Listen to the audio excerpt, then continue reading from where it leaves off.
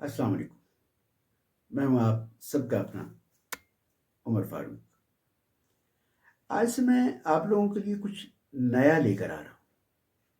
میں ایسی تحریریں آپ کو پرفارم کر کے سناؤں گا جو دوسرے ادیبوں نے، دانشوروں نے تحریر کی ہے۔ میں آپ کو 100 لفظی کہانیاں سناؤں گا۔ جب ہم 100 لفظی کہانیوں کا ذکر کرتے ہیں تو سب سے پہلا نام مبشر زیدی کا آتا ہے، مگر میں آج جو کہانی آپ کو سنانے لگا ہوں وہ کہانی فاخرہ گل کی ہے، جس کا عنوان ہے بیٹی۔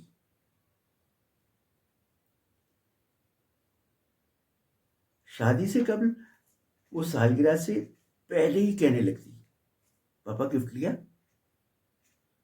میں مسکراتا، نفی میں سر ہلاتا، وہ غصے سے منہ پھلا لیتی۔ پھر سالگرہ پہ سرپرائز ملتا تو بہت خوش ہوتی۔ اس دفعہ وہ سسرال میں تھی، میں بھی گفٹ خرید کر وہیں جا پہنچا۔ سرپرائز کی نیت سے دبے پاؤں داخل ہوا۔ بیٹی کے رونے اور اس کے شوہر اور ساس کے لڑنے کی آوازیں آ رہی تھیں۔ میں بوجھل دل سے بیٹھا،